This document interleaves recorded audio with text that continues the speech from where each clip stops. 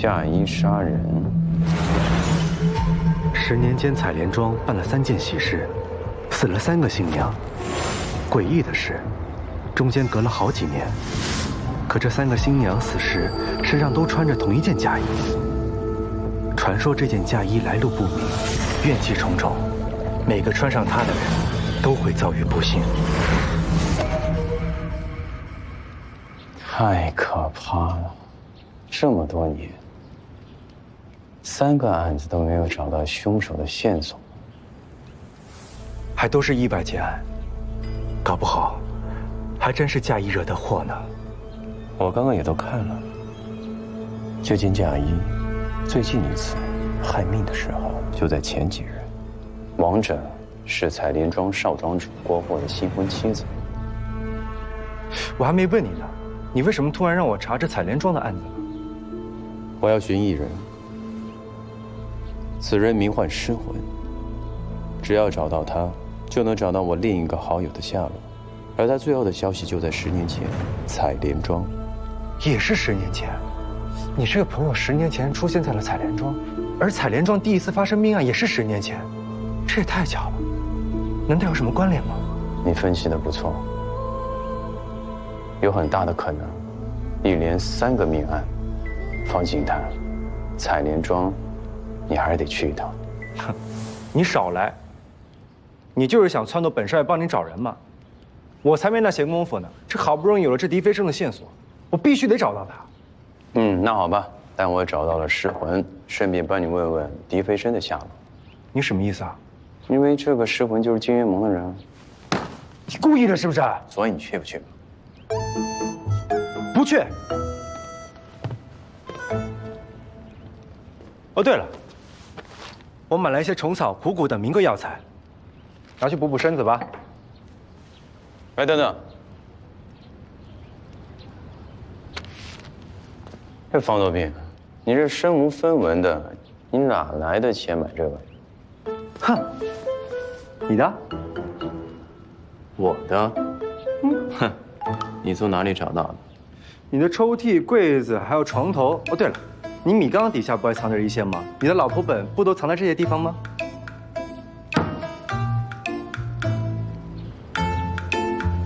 你行，你可以。现在怎么赶路呢？你以为都没了？干什么呢？不是，你就藏了这点钱啊？不然呢？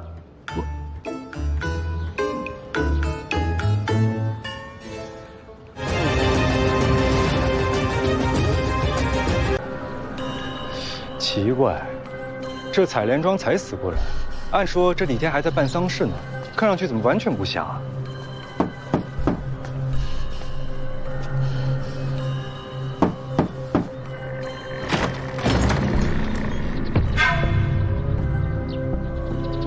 白川月，查案。进来吧。哎，你偷拿刑探的牌子，不会食水药去吗？做大事不拘小节，这事不重要。有进步啊。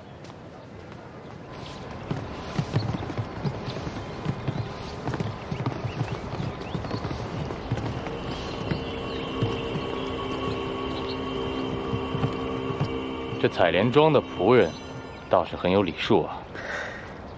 采莲庄的规矩，未得老爷之令，不多言，不乱看，知礼数，不逾矩。老太婆姓江，是这儿的管家。几位有什么事情，就跟老太婆说吧。老人家，莲花呢有许多种颜色，我还从未见过采莲庄这种颜色，不知道是何品种。实不相瞒，我们老爷爱莲，精心研制了一套养莲秘诀，才养得出如此珍贵的采莲。老爷给这莲赐名为流光玉碗。哦，原来是这样。我们采莲庄也是因为这流光玉碗远近闻名，老爷也因此受到了不少达官贵人的青睐，所以这莲对我们采莲庄来说格外珍贵。奴婢知错了，老爷饶命啊！老爷饶命！奴婢真的知错了。求老爷饶命！说过多少次？莲是高贵之物，岂可用鸡毛豆饼这等污浊肥料？给我狠狠的打，以后长长记性！住手！你是何人？百川院刑探，采莲庄声名远扬，臣这个丫鬟竟下这般狠手，传出去不太好听吧？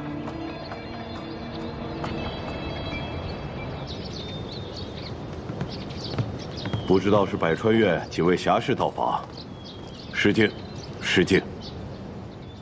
郭庄主不必客气。不知几位到访，所谓何事呢？顾庄主啊，想必贵庄此时应该还在白丧之期吧？是的，是犬子娶妻，欣喜却意外溺水而亡。因为此女是威远镖局的千金，涉足江湖，所以百川院之前也来查看过，是意外，已经结案了。若是百川院的卷宗没错的话，这应该是采莲庄这些年来死的第3个新娘了吧？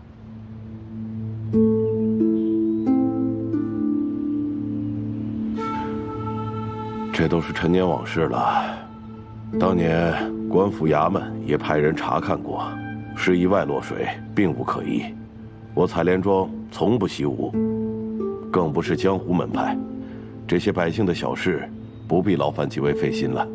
哎，那我这位小兄弟，除了是百川院的刑探，还是当朝尚书之子，司职监察司，一向对奇案非常的感兴趣。哎，方德斌，把你的剑给庄主看看。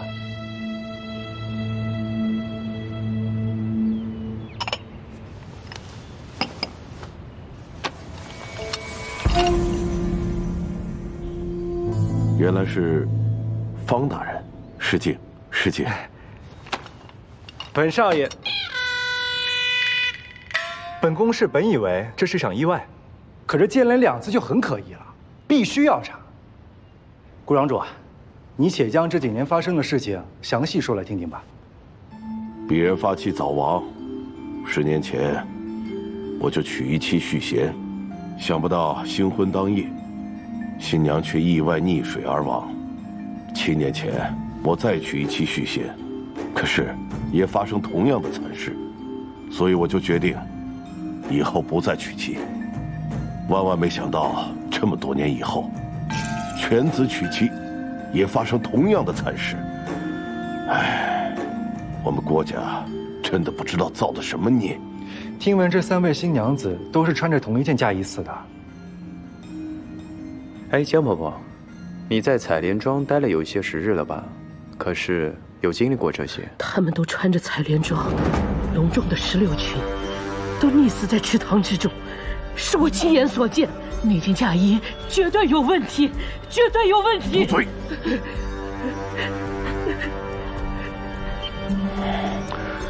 啊！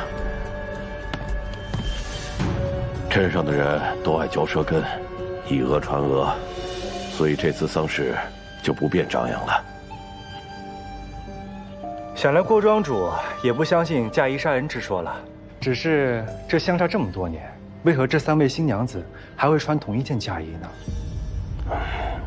在下祖上是赵族人，这16群嫁衣是祖上传下来的宝物，我们每一代子孙都必须要传承。人是怎么死的，我并不感兴趣，我只想知道尸魂在哪儿。尸魂？什么尸魂？右手有6根手指，身体被烧伤过，所以外貌丑陋。我这么说，你可有印象？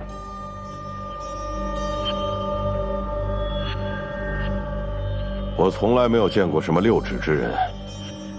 阁下为何这么问呢？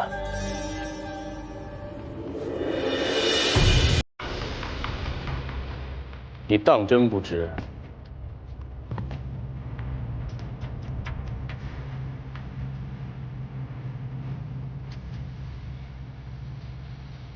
最好想清楚。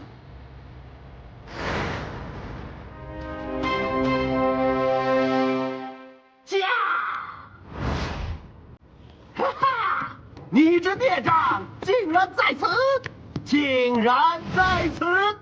嘿嘿，你看，好一朵美丽莲花呀！嘿，你往哪里跑？二叔，别闹！二叔，二弟，我已经跟你说叫你看好二叔，你还跑来这边，我有客人在呢。对不起，父亲，是我的错，一会儿我自去领罚。哎，要你看住二叔，为何让他跑到这里，惊吓了客人？失礼了，这是舍弟郭坤，从小得了一场怪病，有些疯癫。这是犬子郭沫。各位见谅，此乃舍弟郭坤，少时得了怪病，有些疯癫，哎，失礼了。此乃犬子郭霍。二叔，带头！嘿，你跑不了了，你跑不了了！我弟发病的时候，只有我才能制止他。恕郭某失陪了。郭庄主不急不急，李某呢倒是有个不情之请。听闻采莲庄莲花盛名，不知我们可否到庄上去赏赏莲花呀？啊，好，那三位请便。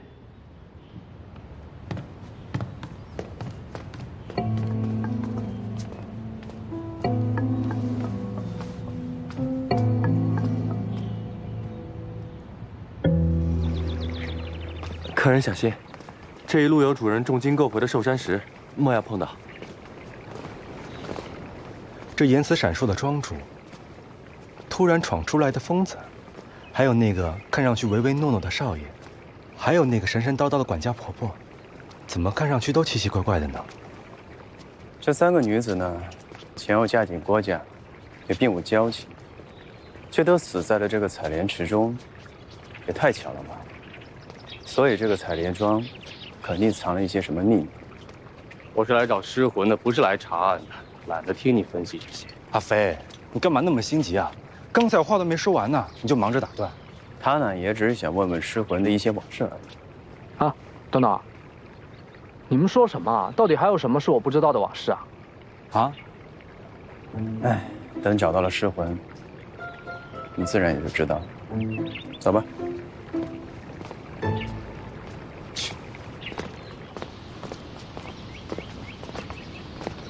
客人请慢赏，此处关联醉驾。有劳了。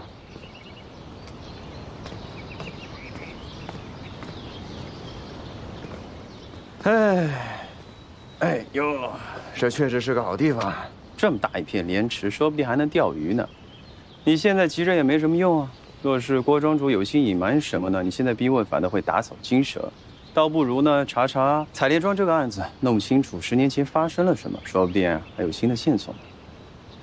说来说去还是想要我帮你查案。简单，我去把郭乾抓来拷打一番便是。阿飞，你别乱来行不行？方东变，不用追了，随他去吧。他查案毫无经验，性情又暴力，万一脾气上来对人动了手，那就……不会的，放心吧，他都多大个人了。李莲花，我就越来越好奇了，你就那么信任他？什么信任？哦，这死者都还没有落葬呢，不跟我们去灵堂给他上炷香吗？走走走，你。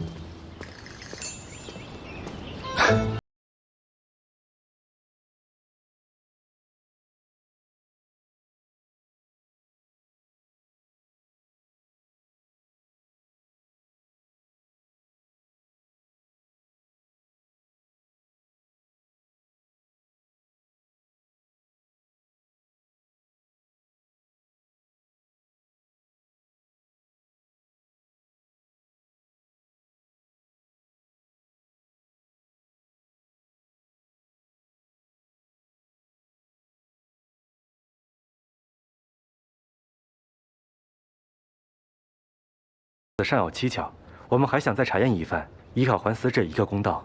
该检查的都已经检查过了，逝者已逝，二位就不要再打扰逝者的安宁了。郭少爷，这实不相瞒啊，尊夫人前几日托梦于我，哭诉冤屈，无法安宁，所以我们才来采莲庄的。托梦？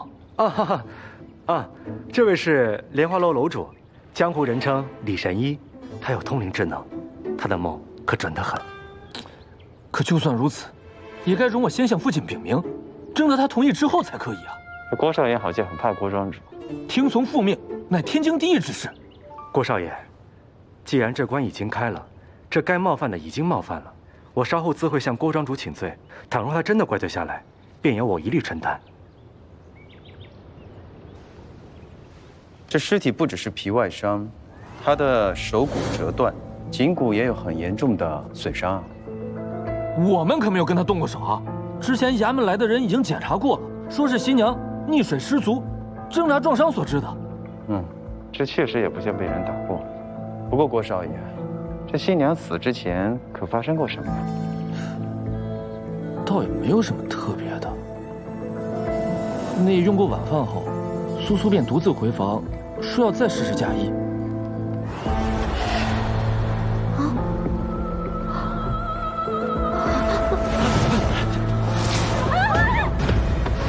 新娘回房之后，就没人知道发生什么事了吗？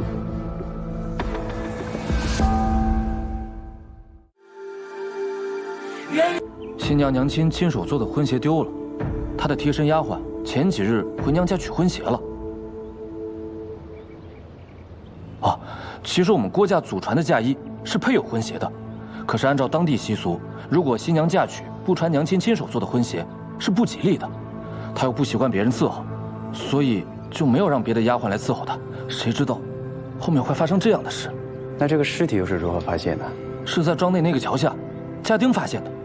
父亲续弦的2位夫人，他们的尸首也是在那儿发现的。兴许是那边的水势较深，岸上草长地滑，所以他们才不小心失足。那也真是巧了。那这些尸体呢，都是在同一个地方找到的。可这卷宗记载的新娘的死法和这位棺材里的也是一样，只不过呢，威远镖局，滨海而设，镖局千金，难道不识水性吗？既然熟知水性，怎么还会溺水而亡？丫鬟说，新娘当晚饮了些酒。那成亲前夜，新娘穿着嫁衣喝到大醉，你不觉得奇怪吗？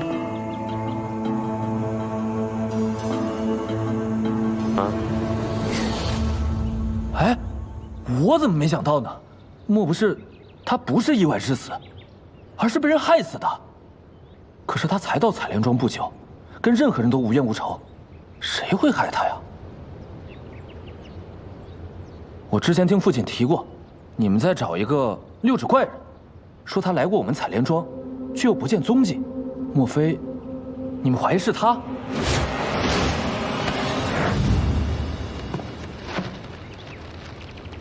这是什么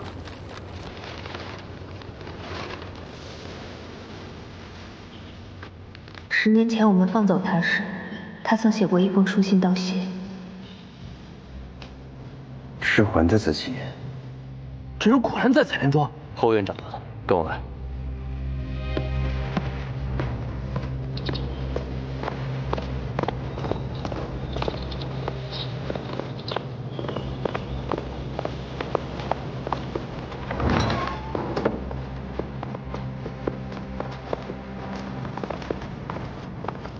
这就是找到失魂那幅画的地方。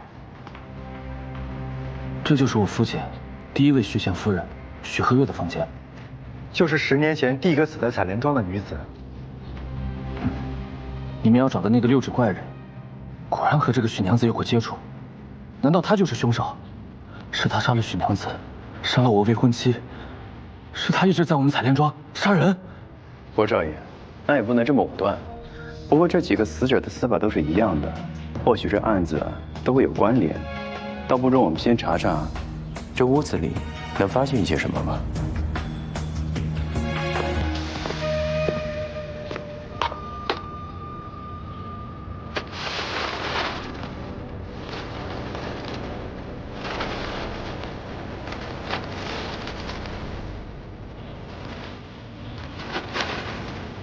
哎，你们看看这幅，怎么了？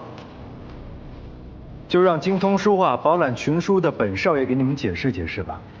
你们看这幅画，它的笔锋走势、韵墨，基本和那幅一模一样，所以我能断定，这幅画也是诗文所作，而且你们看这幅画用的纸，乃是蜡染龟纹宣纸，还隐有金粉做点缀。如果我没猜错的话，这应该是汉乐斋的作品。我少时习字时也盛行过一阵，算起来正好是10年前左右。不过这纸因为水墨浸染并不佳，之后就没有再出过了。那这2幅画，确实是世魂在同一时期所作。大概是10年前的5、6月期间，因为这纸还有个雅名叫做5月金轩。那也就是说，乔女侠在最后收到失魂的平安信是在10年前的5月。那这么推理的话，那是否在那个时候就已经失踪了呀？日日之嗣，嘉六之字，进口立方，响木补息，这是何意啊？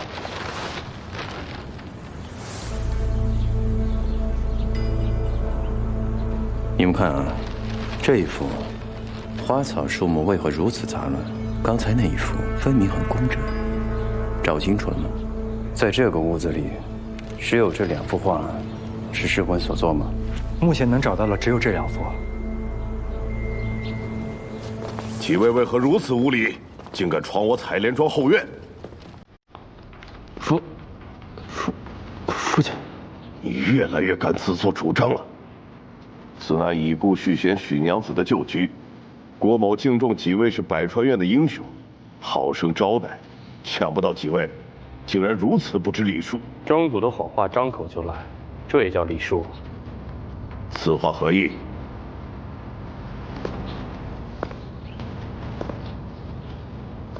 你既没见过师傅，为何他的字画会出现在这个房间？我记起来了，原来你们要找的失魂是那个人。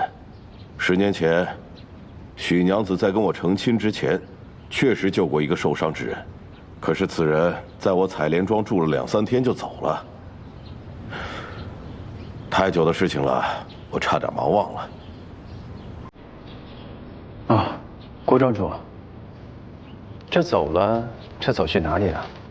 这我就不太清楚了。至于此画，也许是他为了感谢许娘子搭救之恩所画的，那么多年来都在这里没动过。这么说呢，这个失魂也确实是在这个采莲庄短暂的住过。那在庄内发生这几个命案，也确实跟他没有关系，也怪我们之前猜错了。当然，我之前说过，这几桩事情本来就是意外。今天几位都来查过了，应该也信了吧？这确实是我们想多了。我呢，倒有个不情之请，我们这位方刑探素来不习惯客栈的嘈杂之声，不知可否在贵庄借宿一晚？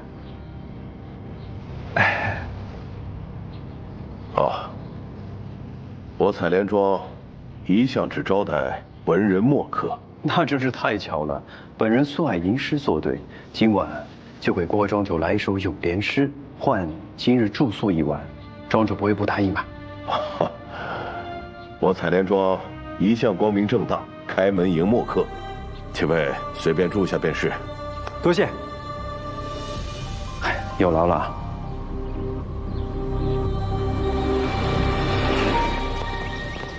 当年是牵引无踪一门，3日之后，他这个人就消失了，而且庄里没有一个人看得到。会不会沿着水道出去了？我觉得不太像，一个人无缘无故消失了10年，我总觉得有点不太好的预感。失魂处理遗骸素来有记录在册的习惯，只要找到他的记事册，也能找到山谷道的尸身。老弟啊，你想冲开这个修罗草，你也别白费力气了。除了洗精诀，任何办法都不行。你呢，还是好好的帮我找这个尸魂吧。我可不像你，就算没有洗精诀，我也不会让自己成为一个内力尽失的废人。哼，你说这个话你不用激我啊，我倒觉得我现在过得也挺好的。以前喜欢做英雄，现在宁愿当个废人。这话你之前不是也说过吗？我这个人最大的缺点就是喜欢做英雄，我这不是也改过来了吗？这一路上若是没有那个姓方的小子护着你，怎么可能每次遇险都全身而退？可是我这10年不是过得也挺好的吗？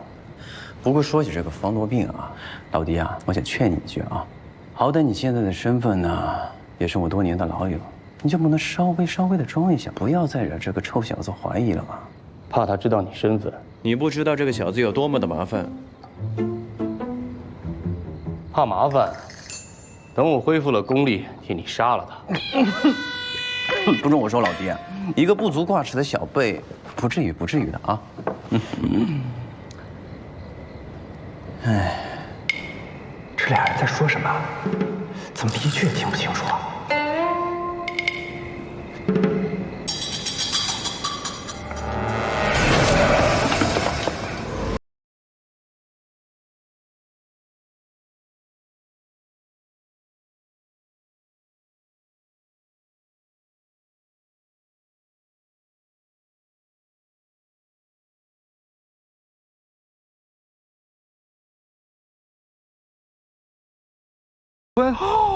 你竟然会武功？你跑不掉了，跑不掉了！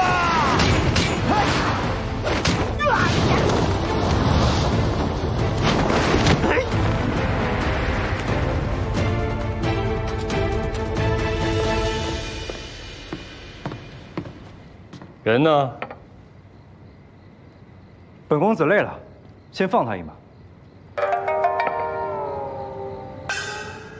不过我已经知道那个人是谁了，是那个疯子郭坤。哎，李莲花，你怎么一点反应也不给我啊？哦。哎，你们俩该不会早就知道了吧？方少侠，这个郭坤虽疯呢，但你没有看出来吗？他走路步伐非常的稳健，很像是失传已久的罗汉乾坤步。至于这个郭乾吧，在我逼问失魂之事时，他也是分明有慌乱。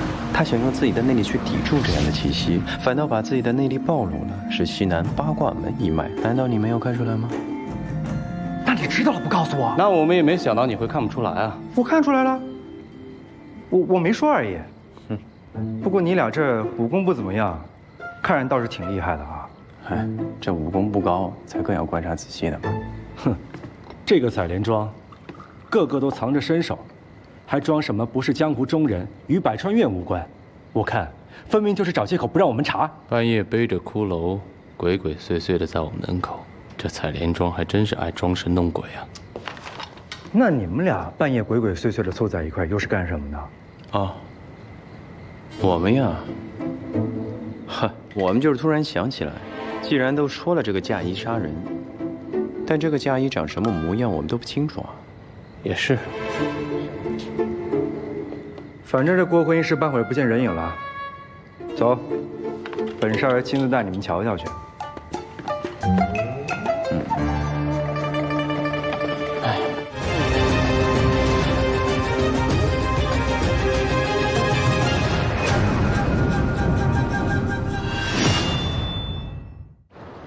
都走开，都走开，都走开，都走开，都走开，都走开。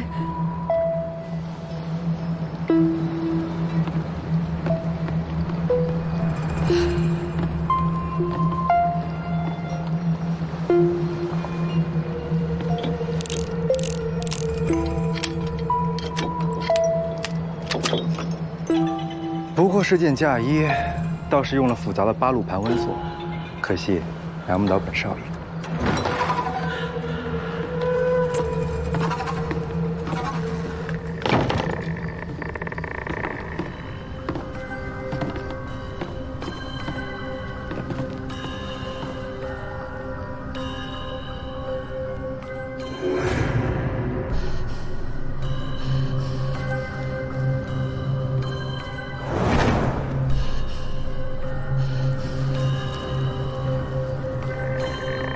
这穿的用的都这么素，新娘子难道不应该都是花枝招展、花花绿绿的吗？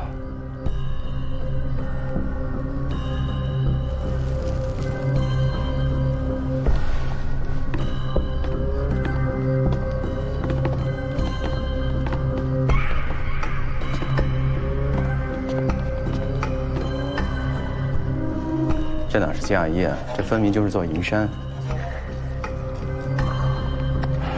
百无禁忌，百无禁忌。一副没见过世面的样子，这叫石榴裙，头冠是银子做的，加上这裙子，怕是得有几十斤重。这么重，穿上去不把人累死？哎，之前呢，国王已经讲过，这件衣服呢是他祖传留下来的宝贝，十分的贵重。可再贵重呢，也承载了好几条的人命，应该不可能会有人再穿这件嫁衣了。尤其是威远镖局的千金，他家境富裕，更没有道理去妥协啊。所以我觉得吧，这个凶手非常的奇怪，因为他每次杀人，专门找穿这件嫁衣的女人。所以阿飞啊，如果我说是如果有人充当诱饵的话，说不定这个凶手可能会出现。好主意啊！是吧，阿飞啊，这一路过来，你不仅成长了，而且感悟能力也越来越强了。好，穿上吧，穿上吧。查案与我无关，恕不奉陪。哎，阿飞啊，你忘了你答应的事情啊？王德斌，要不然你试试吧。想必咱3个大男人，谁也不愿意传染这16拳。公平起见，猜拳吧。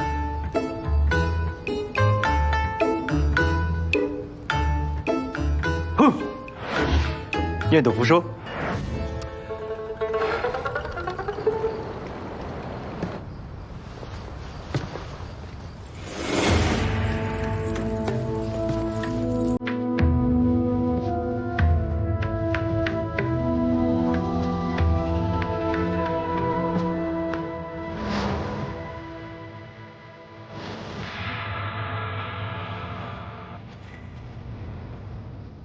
这衣服也太沉了。算了，我还是去杀人。哎，我陪你去。别笑了，有什么好笑的？我自己看一看。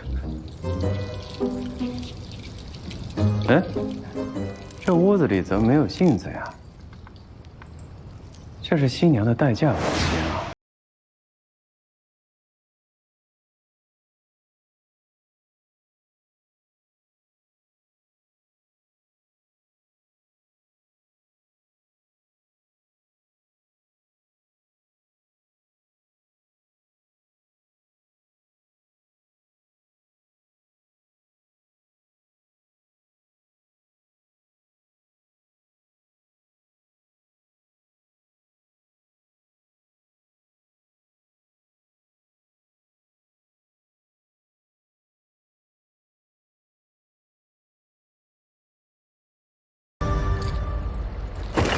哎，小心！哎，没事没事啊。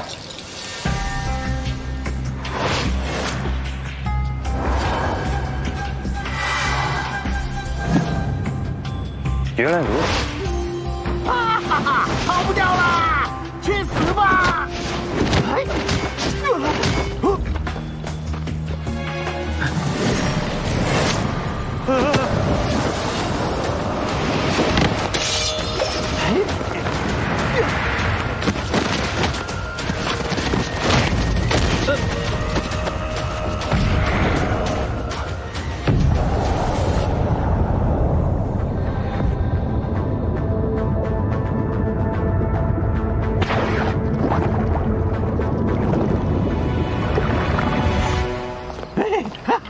你往哪里跑？别动啊！跑不掉了！哈哈哈！这些年武功不见长，柔术倒是练得不错。哎，你别跟我说话。我跟你说，这套衣服实在是太沉了，尤其是刚刚在水里，这一般人进去还真上不来。连个疯子都招架不住，四股门的里面还要不要了？哼，这四股门早就散了，还讲什么面子？再说了，这要面子能破案吗？脖子后面的淤青自己擦。谢了啊！哎呀，跑不掉了！跑不掉了！你没事吧？没事，小事而已。怎么回事？二叔，二弟，你这是怎么回事？这话该我来问你们才对吧？你们这郭二爷，为何半夜背着这骷髅头在我们房前装神弄鬼，趁人不备出手突袭？莫不是你们串通好的，欲对我们不利，好掩盖你们采莲庄接连发生命案的真相？方公子，这中间是不是有什么误会啊？我二叔确实会些拳脚，但绝对不会对人起歹意。我们采莲庄，更不会对几位有加害之心啊。郭庄主，对面这个屋子，听说是给远嫁的新娘待嫁用的，因为路途遥远，新娘会提前住进来，是吗？是又如何？我赵族向来如此。这屋子里怎么没有镜子啊？哦，之前风水大师来看过，说这间房不宜安置镜子的。那这有块凸起来的石头，这湖边呢，有一排的寿山石摆设，难道这也是风水的原因？此乃下坡之势，那财气福气，就顺着下坡之势而流掉了。拿寿山石来挡一挡，改改格局。至于这石头，就更正常不过了。阁下到底想说什么呢？方才我泼出了这条小命，重演了3个新娘的死法。你演的可真像。就你话多。其实我真的不明白，这个嫁衣到底有什么样的蹊跷，所以，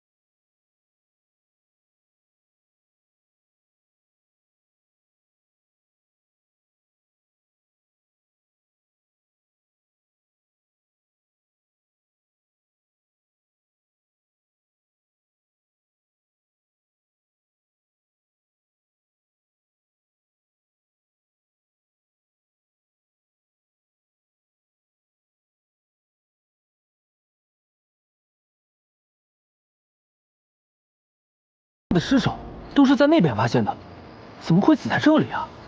这个采莲池并非死水，因为河水通向外河，有暗流，所以尸体被河水推向了桥下。盛开的莲花阻挡了尸体。李莲花，你之前在发现尸体的桥边查找线索的时候，就已经知道那里的水其实是通向新娘待嫁房附近的，是不是？所以你才说想看看嫁衣。不然呢？可就算如此，可是那些新娘明明在镜石面前照镜子，为何会突然绊倒？那就得问郭坤了。某些人刚才不就是这样掉下去的吗？是二叔发了疯吓到这些新娘，他们才……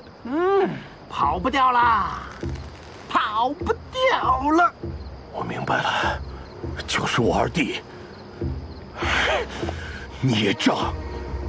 不瞒三位，我二弟从小得了疯病，到了成家的年纪，一看到穿嫁衣的新娘就会冲过去，所以我只好找人看住他，以免吓到别人。可是万万没想到，都怪我疏忽，让他连害了3人。今天我就杀了他！来人呐！慢着，方大人，郭庄主，即便事由他起，也不能乱动私刑。我会将犯事之人先带回百川院，再来定夺。方才那方混乱，不知有没有伤害到池中的莲种，你们去看看。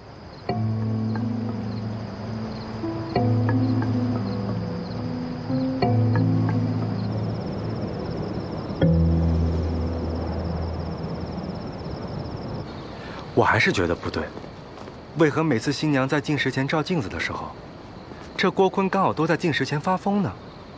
还有这郭庄主，明明对下人如此苛责，怎么会允许这样一块石头10年未曾挪动呢？更何况刚刚那条路明明是双星会相，本无需寿山石改运，并不符合什么风水之说呀。有问题，有问题，这巧合未免太多了。哎，你是不是没有在听我说话呢？怎么可能，方少侠？我刚才不过随便说说自己的猜测，这个郭乾就立刻认定是郭坤干的，这是有问题的。何况这许娘子死了，尸魂去了哪里呢？不是白忙了一场？那你是早就看出来了，你不早说。我是在想，这个郭乾说了那个莲种，我总觉得吧，好像是一种秘术。我也略闻一二，是吧？我记得很多年前，金渊盟也曾从轩宇学过不少这些古怪的秘术。是啊。哎，就你们俩江湖见闻多，只有我什么都不知道。哎，方少侠，今天呢，你是最辛苦的啊！今天晚上我给你做个宵夜吃。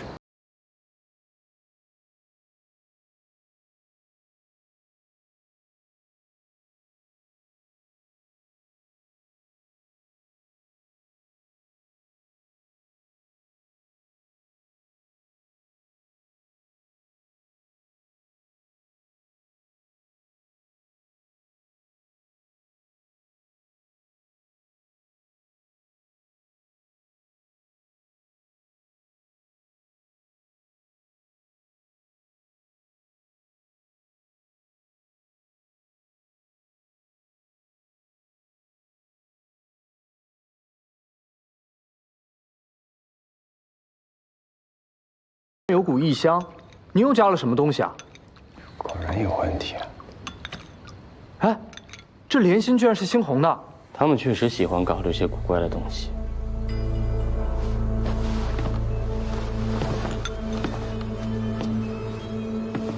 那他们可用此物？别看情况。你们在说什么？他们又是谁？还有，你这个手指骨又是从哪里找到的？这刚才掉到莲池底下，在淤泥里摸到的。莲池里有尸骨？是的呀。这方才人多，不宜打草惊蛇。现在人都已经散了，咱们再去看看吧。哦，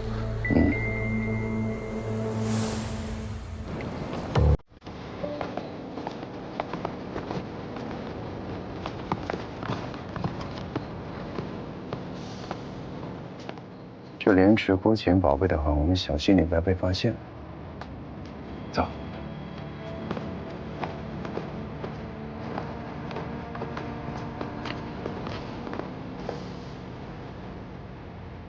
哇，这下水瞧瞧。你这小身板一向弱，下去还了得？阿飞，你下去看看。怎么，就连这点小事也不愿帮忙吗？那你还是趁早不要跟着我们好了。我跟着谁做什么事情，用不着你这个毛头小子来指挥我。哎，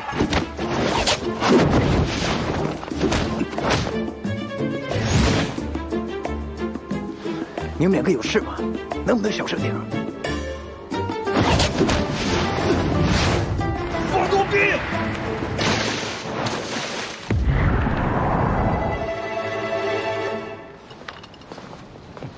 王道斌，你惹他干什么呢？等彩莲庄事了之后啊，你还是离阿飞远一点吧，越远越好。你什么意思啊？你觉得我欺负他了是吗？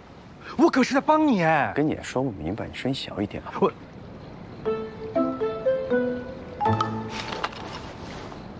哼。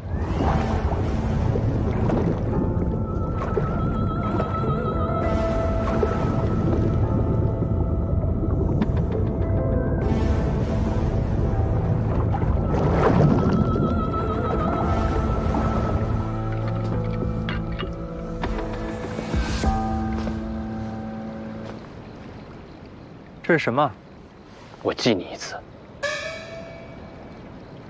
尸香花种哎，池底都是这样的尸体，这确实尸魂当年的手法。原来这就是采莲庄的养莲秘术。这样的根若种在池边，早就被人发现了。这莲是人的尸体养出来的。知道尸香花种的人不少，但知道怎么做的，只有尸魂。那他也绝对不可能在采莲庄短暂的停留啊。没错。郭乾在撒谎。金渊盟的人喜欢弄这些古怪的法子，并不奇怪。那话又说回来了，你为什么对金渊盟的人和事这么了解呢？啊，那个是这样啊，在江湖上行走久了，自然也就知道，对吧？真是这样吗？你别把本少爷当傻子了，行吗？这尸魂不过是金元盟上的小人物，连卷宗上记载内容都非常少。可你们二人却对金元盟如此了解，你们究竟为什么找这个尸魂？行，既然你们一路有商有量，这么有默契，偏对本少爷我不坦诚，那这个案子你们自己查去呗。本少爷我不干了。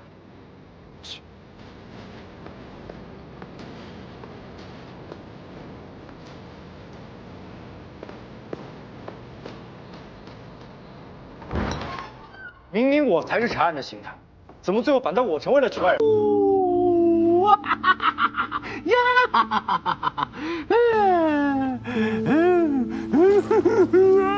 国坤，国坤，你认不认识这个？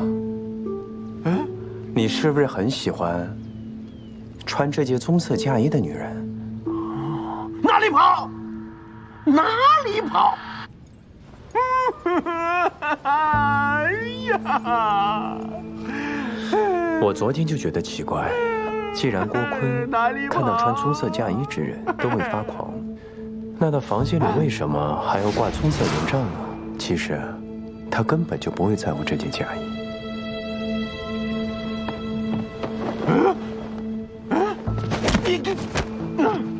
为何整日背着骷髅？告诉我，我便还给你。你个孽障！你们缘何在此呀？前日初5，昨日初6，今日初7。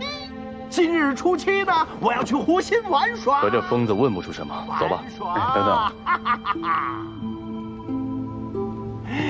啊，国坤，这个孽障是谁啊？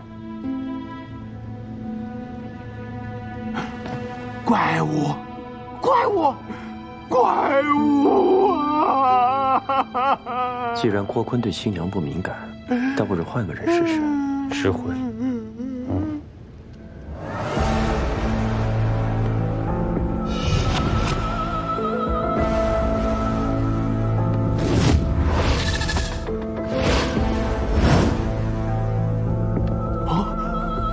还记得我吗？孽障！你跑不掉了，都给我去死！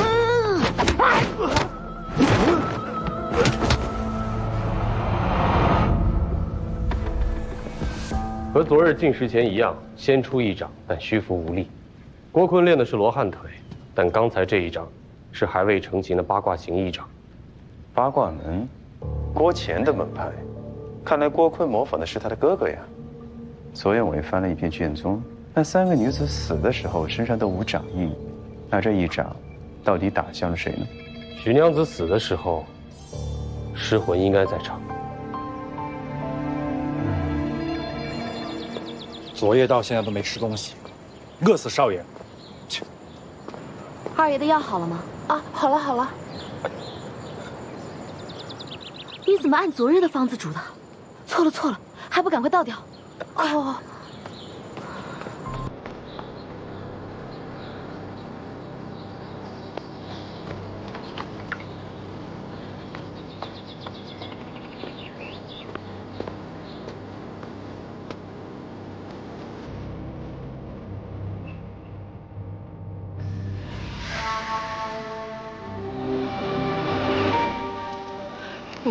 就没有办法查了。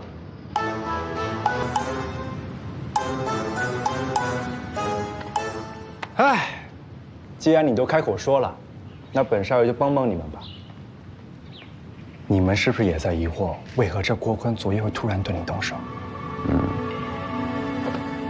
这是昨日郭坤的药渣，我查了他的房子了。你猜是谁命下人换了他的药？那自然是他的哥哥了。国门清脆满堂沙，十里簪玉半人家。霎时一门临下事，瓜田举酒看灯花。不错，好诗。想不到这个李神医还有几分文采。等等，爹，这好像是一首藏头诗。国时傻瓜，郭氏傻瓜！哼！庄主，不好了，客人又进许娘子的书房了。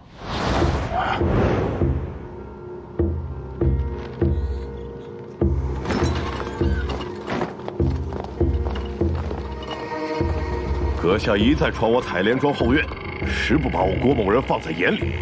既然如此，别怪我不客气。送客。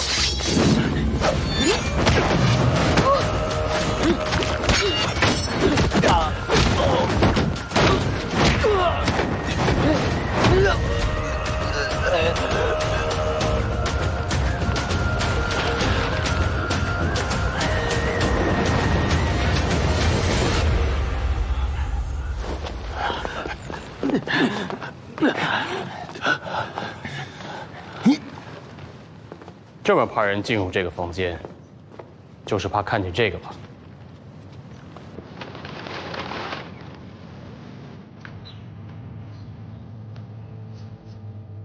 月明之时，佳宜之身，近室旁不见不散。霍庄主啊，若是我没有猜错的话，这应该是噬魂写给许娘子的信啊。都在庄内，二位为何要用如此隐晦的方式相约呢？你对他们做了什么？我怎么知道这是怎么回事？也许是他们俩苟且密信私会，刚好碰到我发疯的二弟，就把他们给杀了。把罪责呢推到一个疯子身上，也倒是安全啊。可是7年前，王姑娘死的那天晚上，郭坤不在庄内啊。镇上的刘家少爷可以证明，他根本就不在场。王娘子死的时候，郭坤是不在，可是不能证明许娘子不是他杀的呀。你还真是不见棺材不掉泪啊！郭庄主，这2副药渣你可还认得呀？这其中1副是郭坤往常喝的治疗疯病的药，而这1副是我从会务里翻出来的，我已经拿去给郎中看过了。这2副药根本不同，昨日这副分明不对症，喝了反而会让人更加的狂躁，所以昨夜郭坤才会出来发疯吓人。只因你想让郭坤来当这替罪羊，我说的没错吧，郭庄主？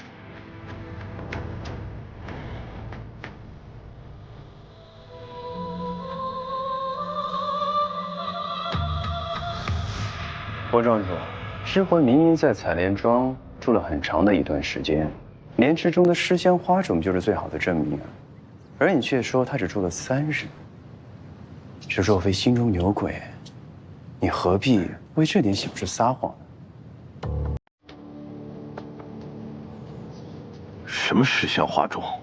我根本不知道你在说什么。那传万乱葬岗10年来连续失踪的荒尸，你不知道吗？要不然我帮你回忆一下。或者叫人挖在莲池底下看一看。即便是痴傻之人，也不是见谁就能学谁的。他能学的，一定是身边最亲近的人。所以郭坤嘴里说的那些胡话，根本不是在发疯，而是在模仿你杀人当天晚上所说的话。嘿，你跑不掉了，跑不掉了！我看你往哪跑！郭坤打向方多病的那一掌，正是你打向尸魂的八卦行一掌。为何许娘子最后没走成，反而死在了采莲庄？事后尸魂又去了哪里？郭庄主，你不想说来听听吗？郭庄主不想说，那就让我来替你说吧。我猜事情是这个样子的啊，10年前，尸魂不小心跌进你家的莲花池，巧被许娘子所救。尸魂因为这副外表吃了很多的苦，所以胆小自卑。但许娘子心地善良，没有把他当成怪物，反而收留了他。两人也因此互生情愫。好了，谢谢。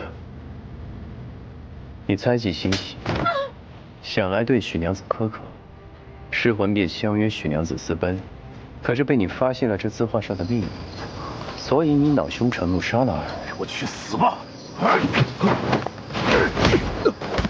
恰好那晚，正被郭坤目睹了你杀人的全过程。郭坤记下了你打向尸魂的招式，也瞧见你背尸藏尸的过程，所以才背着骷髅到处乱跑。谁又会在意一个疯子的举动呢？但是你知道呀，他所有的行为都是对你杀人的模仿。你怕事情败露了，必将计就计，只好把责任推到你这个疯弟弟身上。我说的对吧？不是的，不是我父亲杀的那些人，不是的。这只是你们的猜测而已，毫无根据。难道你们百川院就硬要把罪名扣在我的头上吗？你想要证据，简单。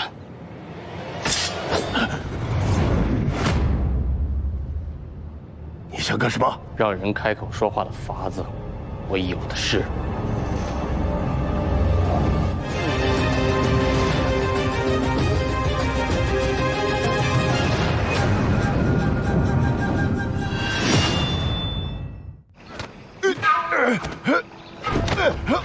说还是不说？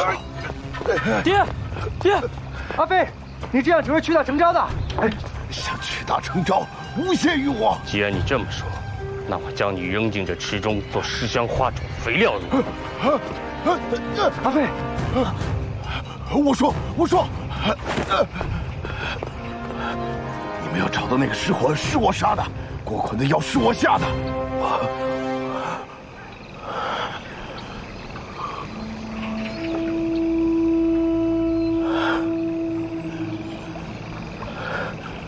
当年，徐娘子救了那个六指怪人，想不到那个六指怪人居然爱上徐娘子。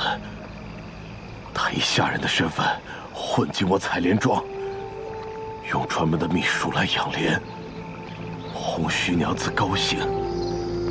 因为他见过我对徐娘子动粗，所以就教唆徐娘子离开我，还趁我新婚之夜私奔逃跑。你来了，趁现在人多杂乱，赶紧从后面走。幸好被我发现了。就因为这样，你就要杀人吗？我就一怒之下把这个六指怪人给杀了。至于那个贱人，是他惊慌过度，自己掉到池子里淹死的。可是那个贱人也该死，莲是高洁之物。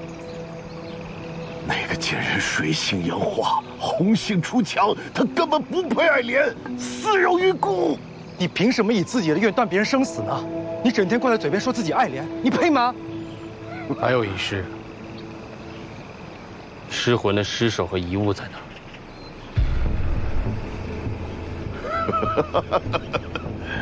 那个怪人早就被我扔到池底下做化肥了。好，你们几个都下水，把所有尸体捞上来，就算把池底给我翻过来，也要找出一具6根手指的尸体。下水！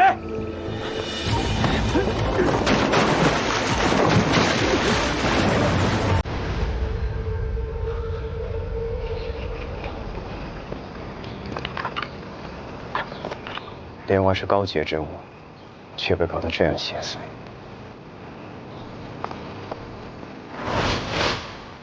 找到了。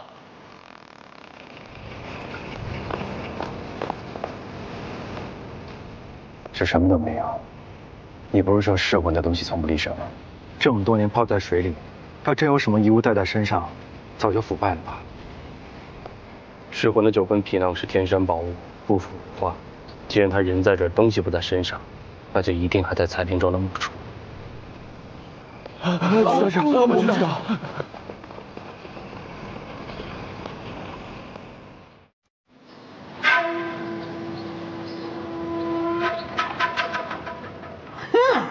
你往哪里跑？你往哪里跑？哈哈哈哈！哎！采莲庄上下都翻遍了，也没有找到。你先把2人押回百川院，噬魂的事儿，我再想想其他的办法。走吧。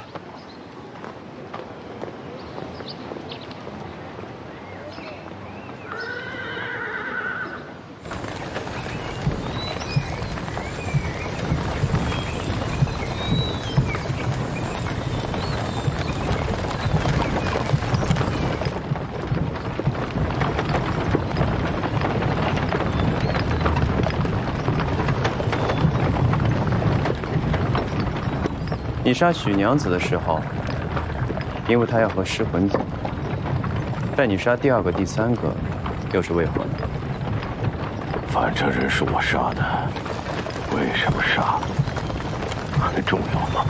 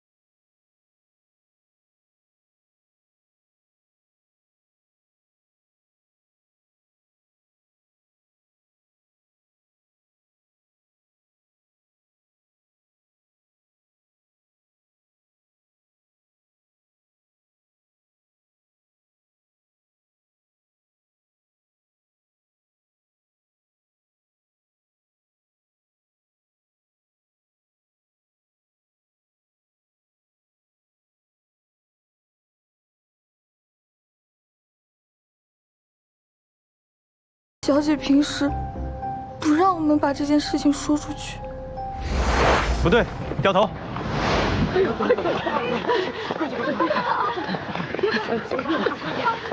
我呢，也已经问过新娘的仆从丫鬟，他们家小姐天生色弱，而且面薄，这天生的缺陷不会让外人知道。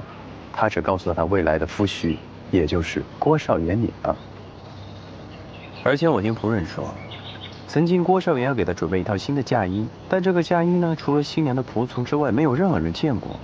郭少爷说新婚当日要给大家一个惊喜，可就在前几日吧，新娘的婚鞋突然丢失了，只好让自己的丫鬟回娘家取另一双。丫鬟一走，你就悄悄调换了棕色和紫色的石榴裙嫁衣。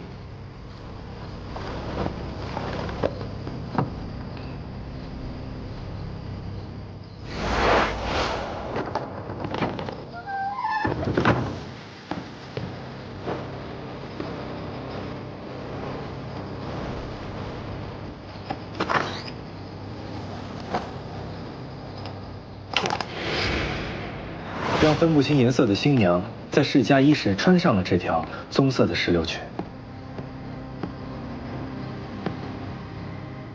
为何这双在你房间里找到的红鞋，与后来丫鬟重新拿回来的那双是一模一样的？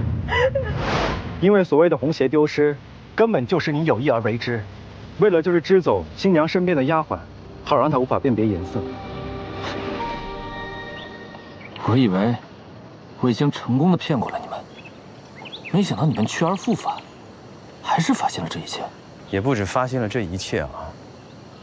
哎，我猜郭少爷，你所做的这一切都是为了绿柔姑娘，对吗？郭少爷呢，对绿柔姑娘有情，但郭庄主执意让你娶威远镖局的千金，可是郭少爷你不敢反抗呀，只好设局，杀死了自己的新娘。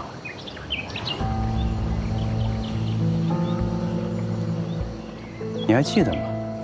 那日在翠花楼，绿柔姑娘装作和你一点都不熟，但是她对你的口味十分的了解啊。她不动声色地换掉你桌上的香菜。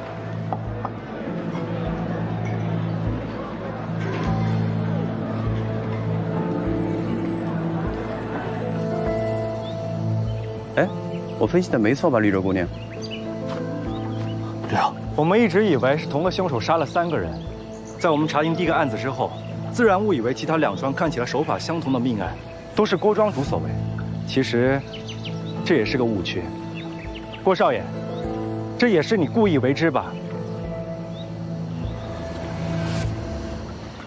都是我的错，不关他的事，是我逼着郭郎娶我的。你们要抓就抓我吧，求你们放了他。你起来，绿柔。一人做事一人当，人确实是我杀的，不关绿柔的事。何必在这郎情妾意呢？那些被你杀害的人何其无辜啊！我杀了威远镖局的千金，不仅仅是因为我爱绿柔，更是因为我恨他郭谦，我恨他为我安排的一切，控制我的一切。我的父亲郭谦，他这个人喜欢把所有事情都纳于他的掌控之中，他容不得别人有一丝一毫的不顺他的意。我的母亲当年就是被他给活活逼死的，而我也被他压得快要窒息了，所以，我绝不会屈于他的控制和压迫，绝不。郭老，你们以为许娘子当年和尸魂有过私情，其实许娘子也饱受郭乾的折磨和虐待。尸魂他看在眼里，想救他出去，可是他们失败了，还是死在了郭乾手里。不过这样也好，看到许娘子穿着16裙，摔倒在莲花池溺死的经过，倒是让我发现了一个杀人的好方法。杀人的好方法，所以代驾屋里的镜子和屋外的镜石，也都是你设计好的，对吗？你还漏了，还有那个寿山石和绊脚石，也是我故意放的。那个风水先生也是我找过来的。要怪就怪郭乾蠢，说什么他都信。郭少爷，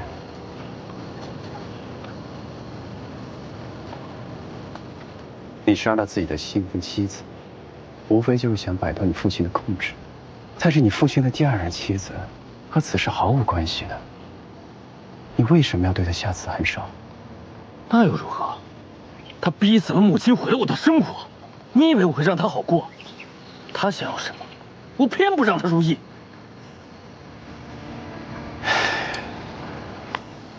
郭少爷，你做的所有的一切，你的父亲早都已经知道了。他之所以没有把你供出来，无非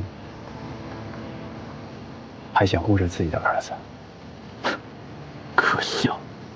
他就算把我供出来了，也免不了他的罪责。他只不过是算计着最后一步，想让我把他给救出去。可是他万万没想到，我巴不得让他去死。想要摆脱恶人之狗千百种方式，为何偏偏选择将自己变成更可恶的人？你想要报仇，为何要拉上无辜的人来填补你的恨呢？你没有经历过我的生活，我的痛苦，你没有资格教训我。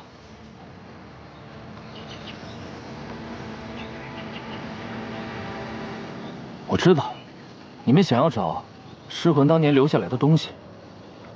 当年尸魂，他为了不暴露自己是金渊盟余孽的事，将他随身的东西都藏在了一个地方，而这个地方恰巧只有我知道。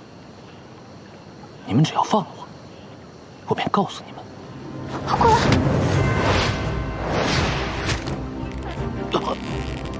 我此生最恨别人威胁我。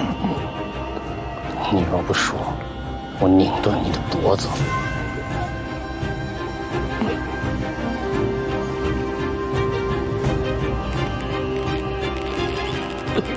好，只要你放开我，就告诉你在哪。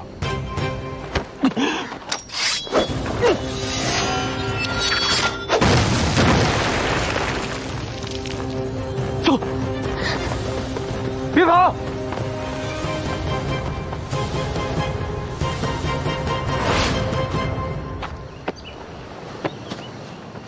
金渊盟的不了，这是尸魂的自己。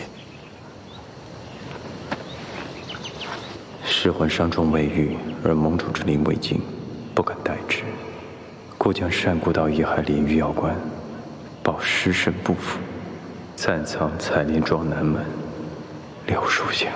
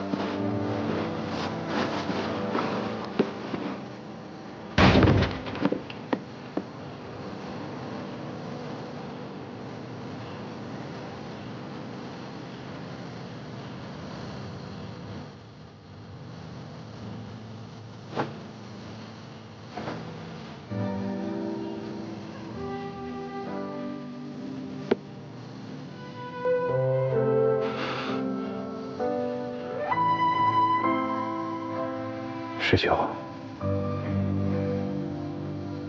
我就在找到你了。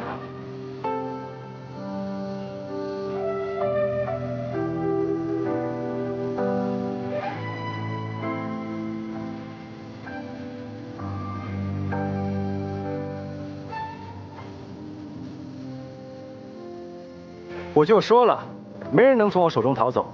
那2个人已经被我捆成粽子了。李莲花，你这干什么呢？这谁的墓啊？曹德斌，这个呢，就是你的舅舅单古道的遗骨。